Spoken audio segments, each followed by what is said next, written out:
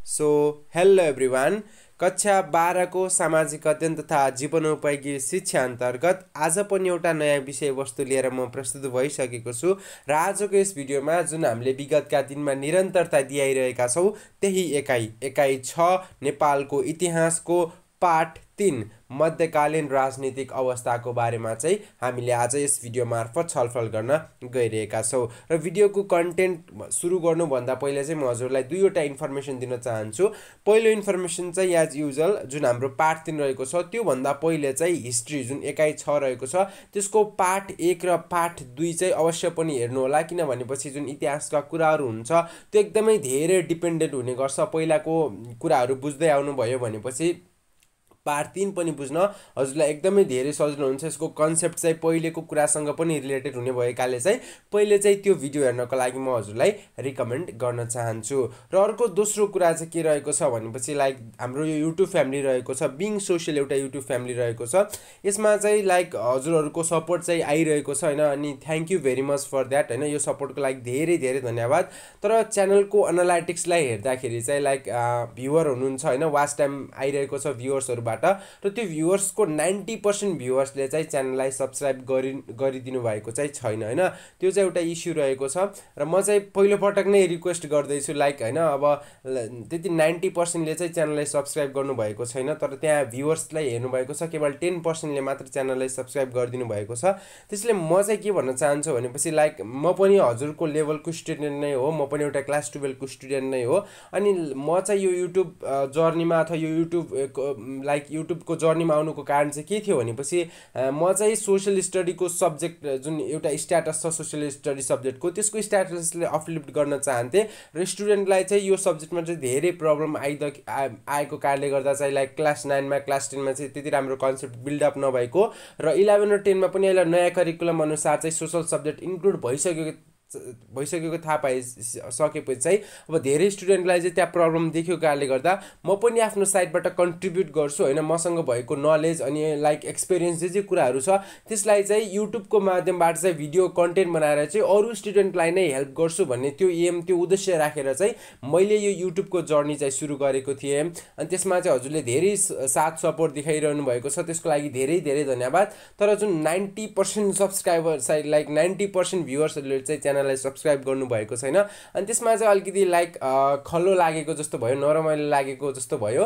त्यसैले यदि हजुरलाई भिडियो मनपर्छ भने मात्रै चाहिँ हजुरले चाहिँ च्यानललाई सब्सक्राइब गर्न सक्नुहुन्छ। प्लिज यदि मेरो कन्टेन्ट लाइक हजुरलाई एकदमै धेरै हेल्पफुल लाइक कुनै पनि हदसम्म हेल्पफुल भएको छ भनेपछि चाहिँ हजुरले चाहिँ च्यानललाई सब्सक्राइब गरेर चाहिँ सपोर्ट गर्न सक्नुहुन्छ। र यो चाहिँ लाइक मैले फर्स्ट टाइम भन्दैछु, किनभनेपछि हजुरको सपोर्ट नै मेरा लागि मोटिभेसन हुनसक्छ। हजुरले धेरै जति सपोर्ट गर्दै जानुभयो त्यति चाहिँ म अझ धेरै राम्रो कन्टेन्ट लाइक एउटा मोटिभेसन हुन्छ, मलाई चाहिँ यो जर्नीमा अझ धेरै राम्रोसँग अघि बढ्नको लागि मोटिभेसन हुनेछ। त्यसले प्लिज सक्दो चाहिँ मन पर्यो भनेपछि अभियसली सपोर्ट गर्नको लागि चाहिँ कुनै पनि अप्ठ्यारो चाहिँ नमानिकन चाहिँ सपोर्ट गरिदिनु होला भन्ने चाहिँ मेरो त्यही एउटा रिक्वेस्ट रहेको छ। र अब चाहिँ धेरै कुरा नगरी चाहिँ हामी भिडियोको कन्टेन्टतर्फ नै अघि बढ्छौँ र आजको यस भिडियोमा चाहिँ हामीले छलफल गर्न गइरहेका छौँ एकाइ 6 नेपालको इतिहास पाठ 3 मध्यकालीन राजनीतिक अवस्था।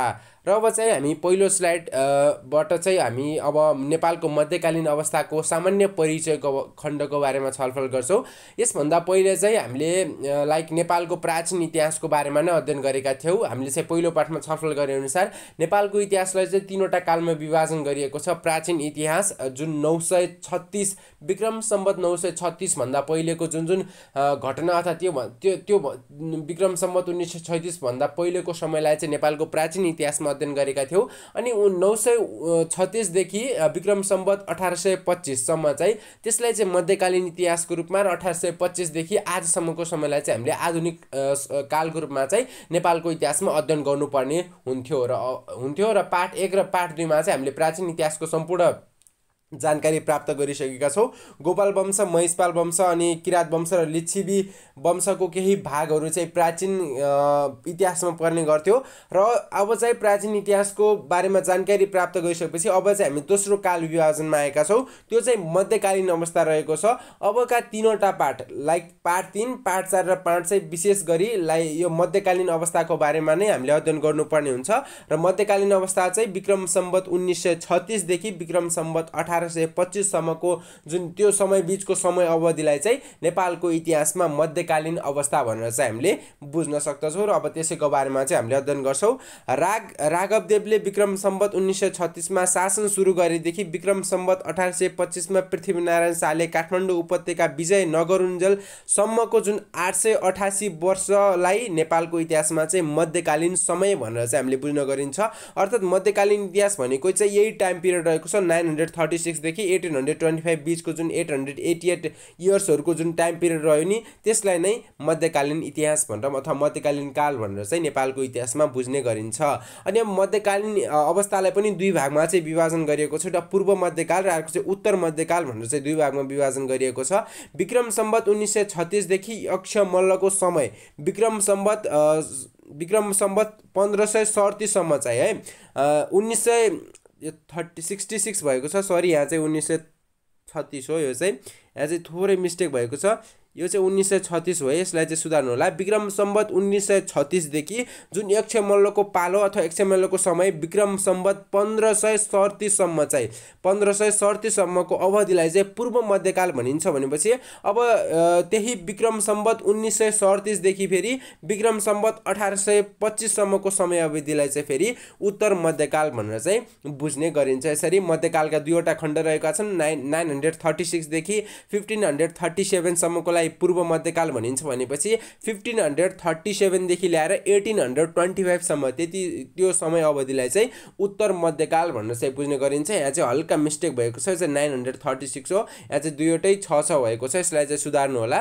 र यसरी चाहिँ सामान्य मध्यकालको समय अवधिको बारेमा छलफल गरिसकेपछि चाहिँ अब चाहिँ हामी नेक्स्ट स्लाइडतर्फ अघि बढ्छौँ। र नेक्स्ट स्लाइडमा चाहिँ अब मध्यकालीन अवस्थाको एउटा विशेषता नै के रहेको छ भनेपछि नेपाल सम्वतको सुरुवात। जुन समयदेखि नेपालमा मध्यकालीन अवस्था सुरु भएको थियो त्यो चाहिँ त्यो सालमा चाहिँ नेपाल सम्वत चाहिँ सुरु भएको थियो भनेर चाहिँ हामीले बुझ्न सक्छौँ। जस्तै विक्रम सम्वत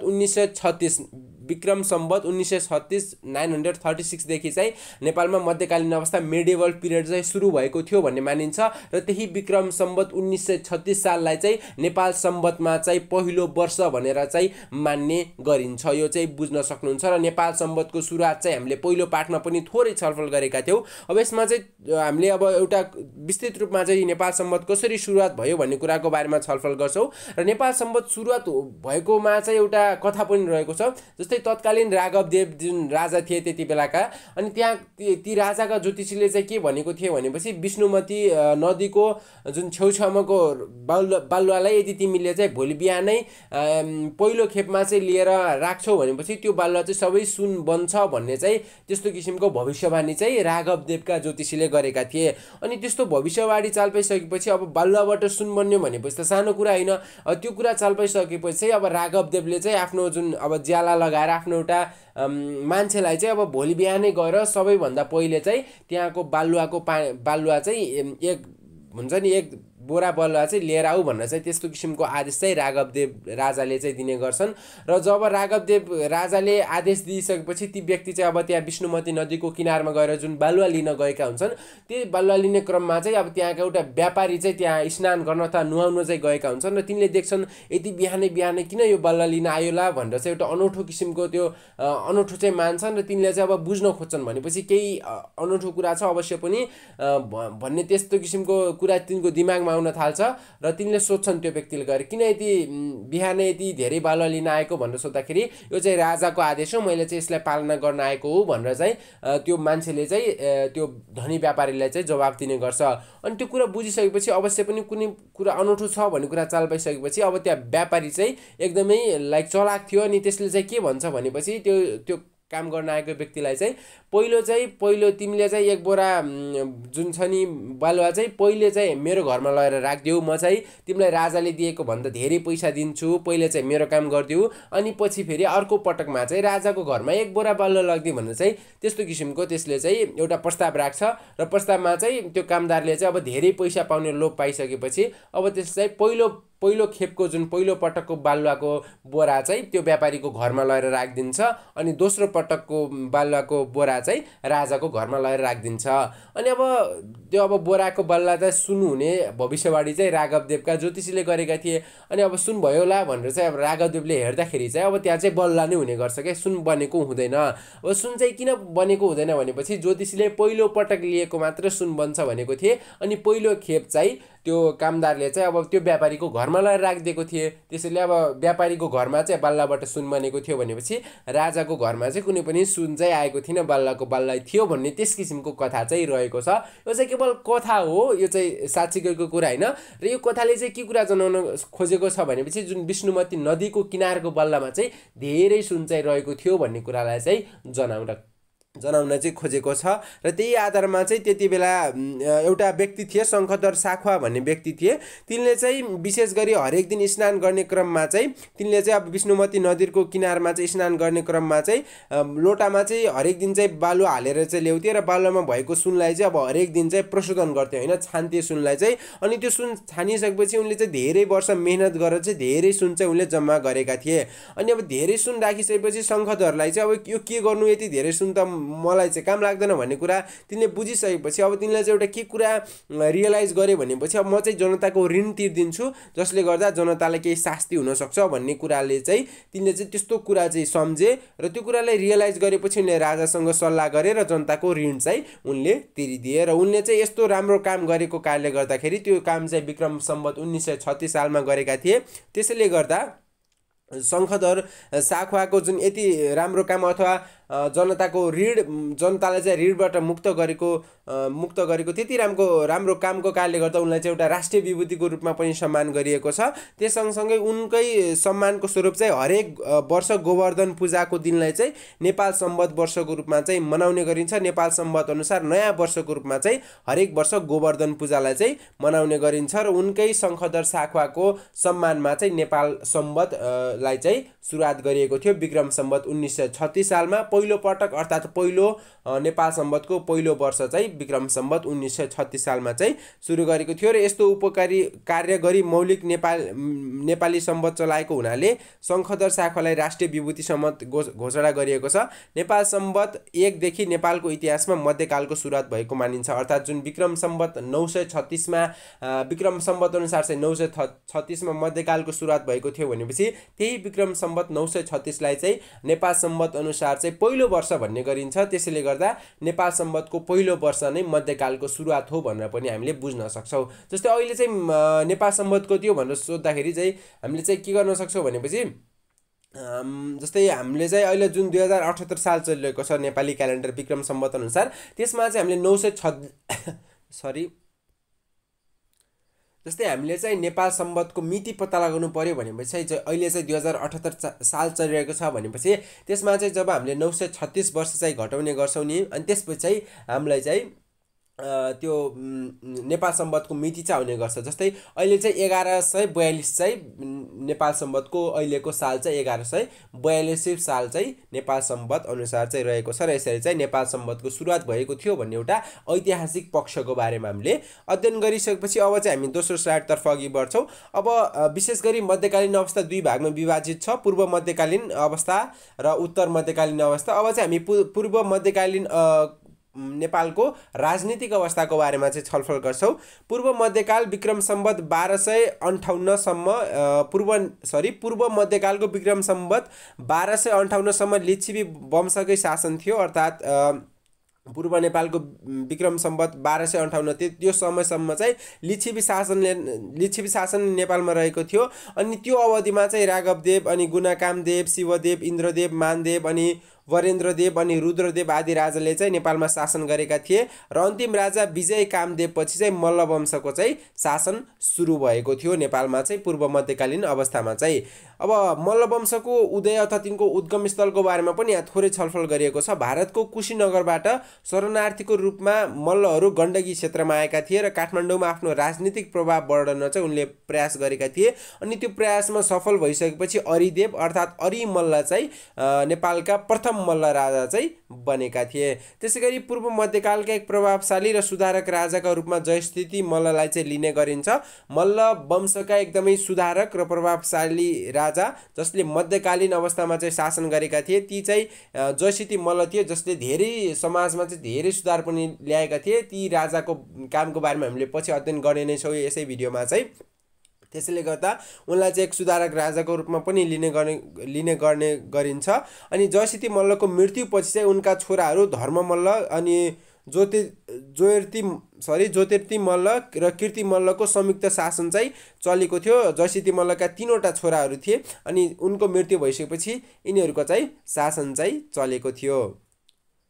र अब चाहिँ हामी नेक्स्ट स्लाइडतर्फ अघि बढ्छौँ र नेक्स्ट स्लाइडमा चाहिँ हामीले उत्तर मध्यकालको बारेमा चाहिँ अध्ययन गर्नुपर्ने हुन्छ। उत्तर मध्यकालमा चाहिँ त्यसपछि ज्योतिर्मल्लका छोरा यक्ष मल्लले चाहिँ नेपाल राज्य टुक्र्याएका थिए हैन। जयस्थिति मल्लका 3वटा छोरा थिए, ती 3वटा छोरामध्ये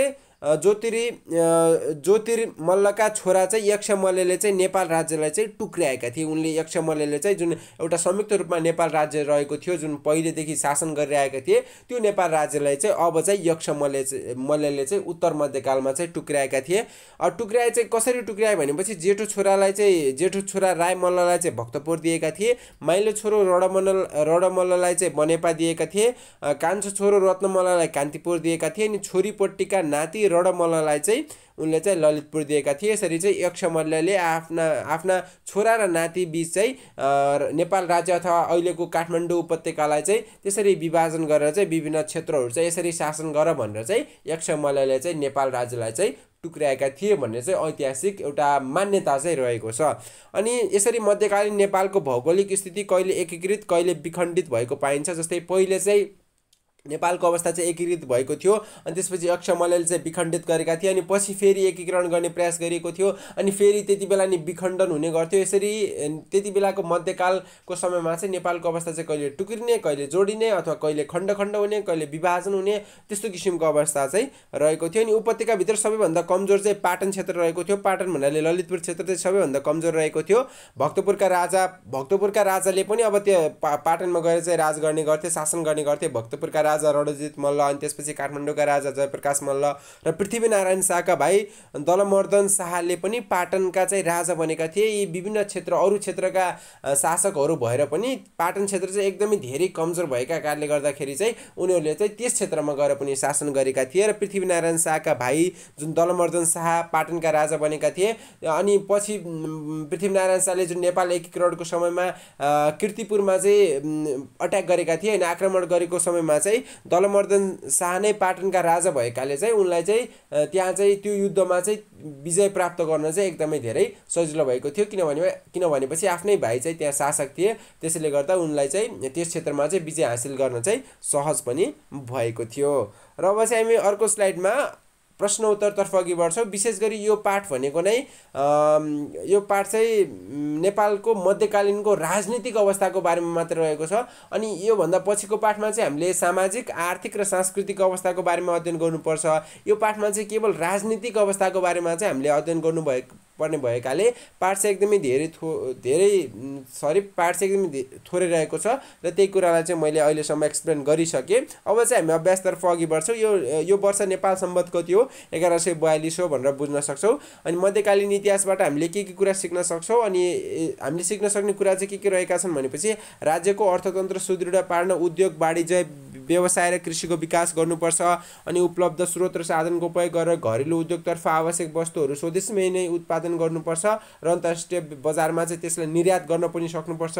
कला र संस्कृतिको विकास र प्रवर्धनका निम्ति सामूहिक प्रयास गर्नुपर्छ। अनि राज्यको प्रशासनिक प्रणालीलाई व्यवस्थित र प्रजातान्त्रिक बनाउनुपर्छ। देशका विभिन्न प्रान्तहरूबीच एकता कायम गरेर समग्र राष्ट्रको शासन प्रणालीलाई नै बलियो बनाउनुपर्छ भनेर चाहिँ हामीले मध्यकालीन इतिहासबाट चाहिँ सिक्न सक्दछौँ। र अब चाहिँ हामी दोस्रो प्रश्नतर्फ अघि बढ्छौँ। मध्यकालीन राजाहरूको नाम र कामको सूची तयार पार्नुहोस् भनिएको छ। यहाँ चाहिँ यो चाहिँ बुकमै प्रेजेन्ट गरिएको छ एउटा टेबल, त्यही टेबललाई चाहिँ मैले प्रेजेन्ट गरेको छु। अनि यो जयसिद्धि मल्ल जुन मध्यकालीन समयका एकदमै धेरै प्रख्यात राजाको रूपमा लिने गरिन्छ जयसिद्धि मल्ललाई, किनभने उनको पालामा नै उनले चाहिँ जस्तै मानापाथीको प्रणालीलाई चाहिँ उनले समावेश गरेका थिए होइन। मानापाथी ढक तराजुमा चाहिँ सुधार ल्याएका थिए। अनि त्यसै गरी अब जग्गालाई चाहिँ विभिन्न अब्बल दोयम अनि सिम र चार गरी चार विभाजनमा विभाजन गरेका थिए। अनि जमिन बेचबिखन गर्न र बन्धक राख्न पनि पाइने व्यवस्था उनले ल्याएका थिए। अनि पेसागत हकितको संरक्षण पनि जयसिद्धि मल्लले गरेका थिए। अनि जयसिद्धि मल्लसँग एउटा इन्ट्रेस्टिङ स्टोरी रहेको छ। विशेष गरी जयसिद्धि मल्ल चाहिँ आफ्नो श्रीमतीको कारणले गर्दा चाहिँ नेपालका राजा बनेका थिए भनेर चाहिँ मान्ने गरिन्छ। अनि यसको तथ्य चाहिँ के रहेको छ भन्दाखेरि थोरै हिस्ट्रीको पनि थोरै इन्डियाको साइडतर्फ पनि जानुपर्ने हुन्छ हामी चाहिँ। जस्तै त्यति बेलाको समय सिमौरा नगढ भन्ने त्यति बेला भारतको एउटा क्षेत्र रहेको थियो सिमौरा नगढ। त्यहाँका राजा चाहिँ हरिसिंहदेव चाहिँ त्यहाँका राजा रहेका थिए। अनि हरिसिंहदेवको मृत्यु भइसकेपछि अब रुद्र मल्लले चाहिँ तत्कालीन नेपाल राज्यमा शासन गरिरहेका रुद्र मल्लले चाहिँ हरिसिंहदेवका रानी देवल देवी र उनका छोरालाई चाहिँ अब नेपालमा चाहिँ शरण दिएका थिए। अर्थात् देवल देवी र राजकुमार चाहिँ हरिसिंहदेवका छोरा अर्थात् राजकुमार चाहिँ नेपालमा चाहिँ शरणार्थीको रूपमा चाहिँ बसेका थिए। अनि रुद्रमल्ल जसले शरण दिएका थिए ती रुद्रमल्लका चाहिँ छोरा कुनै पनि थिएनन्, केवल एउटा छोरी मात्र थिइन्। एउटा छोरीको नाम चाहिँ के थियो भनेपछि नायक देवी थियो। अनि जब रुद्रमल्लको मृत्यु भयो, रुद्रमल्लको मृत्यु भइसकेपछि नायक देवी छोरी नायक देवी नै गद्दीको चाहिँ हकदार भएकी थिइन्। अनि पछि गएर जुन नायक देवीको विवाह चाहिँ जुन हरिसिंहदेवको मृत्यु भएको थियो, हरिसिंहदेवको छोरा जो चाहिँ नेपालमा शरणार्थीको रूपमा चाहिँ बसेका थिए, हरिसिंहदेवको छोरा जगत सिंहसँग चाहिँ रुद्रमल्लको छोरी नायक देवीको चाहिँ विवाह हुने गर्छ। नायक देवी र जो शरणार्थीको रूपमा जगत सिंह आफ्नी आमा देवल देवीसँग आएका थिए नेपालमा, त्यो नायक देवी र जगत सिंहको चाहिँ त्यहाँ विवाह हुने गर्छ। अनि नायक देवी र जगत सिंहको विवाह भइसकेपछि अब तिनीहरूबाट चाहिँ एउटा छोरीको पनि जन्म हुने गर्छ र छोरीको नाम चाहिँ राजल्ला देवीको चाहिँ छोरीको नाम हुने गर्छ। जगत सिंह र नायक देवीको छोरीको नाम चाहिँ राजल्ला देवी हुने गर्छ। र छोरी राजल्ला देवी जन्मिने बित्तिकै नै नायक देवी अर्थात् जुन रुद्रमल्लको छोरी नायक देवीको चाहिँ मृत्यु हुने गर्छ। अनि पछि राजल्ला देवीसँग चाहिँ जयसिद्धि मल्लको चाहिँ विवाह हुने गर्छ। घरजैका रूपमा चाहिँ जयसिद्धि मल्लले चाहिँ विवाह गरेका हुन्छन्। पहिले चाहिँ उनी धेरै दबिएर बसेका हुन्छन्, तर पछि चाहिँ एउटा त्यस्तो समय आउँछ जहाँ जयसिद्धि मल्लले चाहिँ सम्पूर्ण शासन शक्ति चाहिँ आफ्नो हातमा लिन्छन् र आफूलाई चाहिँ राजा चाहिँ घोषणा गरेका हुन्छन्। यसरी चाहिँ एउटा श्रीमतीको कारणले गर्दा चाहिँ जयसिद्धि मल्ल चाहिँ नेपालका राजा बनेका थिए भन्ने मान्यता पनि रहेको छ। र त्यसै गरी अर्का राजा रहेको छन् यक्षमल्ल। यक्षमल्लको काम पनि यहाँ उल्लेखनीय रहेको छ। विभिन्न मन्दिरहरूको स्थापना चाहिँ यक्षमल्लले गरेका थिए। यक्षमल्ललाई चाहिँ कसरी स्मरण गर्न सकिन्छ भनेपछि उनले नै नेपाल राज्यलाई चाहिँ टुक्राएका थिए भन्ने कुरालाई चाहिँ पाठ्यपुस्तकमा समावेश गरिएको छ। रत्नमल्ल अनि महेन्द्र मल्ल रहेका छन्। महेन्द्र मल्लको काम चाहिँ विशेष गरी उनी चाहिँ एकदमै धेरै बिजनेस माइन्डेड थिए कि उनी चाहिँ होइन, कसरी बिजनेसलाई चाहिँ इन्फ्लुएन्स गरेर कसरी अर्निङ गर्न सकिन्छ भन्ने कुरा चाहिँ महेन्द्र मल्लको मस्तिष्कमा रहेको थियो। त्यस्तो किसिमको मेन्टालिटी रहेको थियो। अनि लक्ष्मी नरसिंह मल्ल रहेका थिए। अनि त्यसै गरी अरू राजा चाहिँ प्रताप मल्ल रहेका थिए। प्रताप मल्लको सबभन्दा प्रमुख काम नै अब रानी पोखरीको निर्माण, त्यसपछि गाई जात्राको प्रचलन चलाएका थिए। अनि त्यसपछि जयप्रकाश मल्ल रहेका छन् काठमाडौँ भ्यालीका अर्थात् कान्तिपुर उपत्यकाका अन्तिम मल्ल राजा भनेर चाहिँ जयप्रकाश मल्ललाई चिन्ने गरिन्छ। अनि त्यसै गरी सिद्धिनरसिंह मल्ल पाटनको कृष्ण मन्दिरको निर्माण गरेका थिए। अनि जगतज्योति मल्ल भयो भक्तपुरमा बिस्केट जात्राको सुरुवात गरेका थिए। अनि भूपतिन्द्र मल्ल भक्तपुर दरबार क्षेत्रका कलाकृति अनि 55 झ्याले दरबार यस्ता कामहरू चाहिँ भूपतिन्द्र मल्लले चाहिँ गरेका थिए। र यी चाहिँ मध्यकालीन समयमा चाहिँ शासन गरेका केही राजाहरूको चाहिँ नाम र तिनीहरूको कामलाई चाहिँ मैले यसरी प्रेजेन्ट गरेको छु। र यो चाहिँ बुकमा पनि रहेको छ, हजुरले एकपटक आफै पनि सेल्फ स्टडी चाहिँ गर्न सक्नुहुन्छ। अनि जुन जयसिद्धि मल्लको कथा रहेको थियो, उनी चाहिँ आफ्नो श्रीमतीको कारणले गर्दा चाहिँ नेपालका राजा बनेका थिए भन्ने कथा पनि मैले थोरै छलफल गरेँ। यसलाई पनि पाठ्यपुस्तकमा समावेश गरिएको छ, हजुरले एकपटक आफै पनि त्यहाँबाट अध्ययन गर्न सक्नुहुन्छ। र अब चाहिँ हामी घ नम्बरको प्रश्नतर्फ आइसकेका छौँ। पूर्व मध्यकालीन काल कालमा उपत्यकाको राजनीतिक अवस्था के कस्तो थियो भन्ने कुरा रहेको छ। अर्थात् त्यति बेला जुन यो पाठ नै मध्यकालीन अवस्थाको राजनीतिक अवस्थाको मध्यकालीन कालमा चाहिँ राजनीतिक अवस्थाको बारेमा रहेको थियो र यी प्रश्नले चाहिँ सम्पूर्ण पाठलाई नै कभर गर्ने गर्छ र त्यसको एन्सरलाई चाहिँ मैले यहाँ 4वटा पोइन्ट्समा इन्क्लुड गरेको छु। यसलाई हजुरले एकपटक आफै पनि पढ्न सक्नुहुन्छ। लाइक राजतन्त्रात्मक शासन व्यवस्था थियो हैन। अनि त्यसपछि राजाहरूले चाहिँ आफ्नो राजकाजमा सहयोग गर्नका निम्ति मन्त्री परिषद बनाउने गर्थे अनि शासन प्रशासन चलाउनका निम्ति परमान अर्थात् बडा हाकिमको नियुक्त गरिन्थ्यो अनि ससाना बस्तीको प्रशासन चलाउन भने द्वारे अथवा द्वारे चाहिँ नियुक्त गरिन्थ्यो। त्यसैगरी स्थानीय शासन प्रणालीलाई स्थानीय शासन कार्यलाई सहयोग गर्नका निम्ति चाहिँ विभिन्न पञ्चायतको चाहिँ व्यवस्था गरिएको थियो र यही नै पूर्व मध्यकालीन कालमा चाहिँ राजनीतिक अवस्था चाहिँ यस्तो थियो भनेर चाहिँ हामीले बुझ्न सक्छौँ। र यसरी चाहिँ लगभग अर्को प्रश्न एउटा प्रश्न चाहिँ यहाँ छुटेको छ। ग नम्बरको एउटा प्रश्न थियो। ग नम्बरको प्रश्न चाहिँ राजा महेन्द्र मल्ल र जयसिद्धि मल्लबाट चाहिँ अहिलेका शासकहरूले चाहिँ के कुरा सिक्न सक्छन् भन्ने त्यो प्रश्न रहेको थियो। यहाँ चाहिँ छुटेछ। म चाहिँ त्यसको थोरै कन्सेप्ट भनिदिन्छु। जस्तै जयसिद्धि मल्लबाट चाहिँ के कुरा सिक्न सकिन्छ भनेपछि समाजमा सुधार ल्याउनुपर्छ हैन अनि भ्रष्टाचार रहित शासन प्रणालीलाई चाहिँ जोड दिनुपर्छ भन्ने कुरा चाहिँ जयसिद्धि मल्लबाट सिकिन्छ।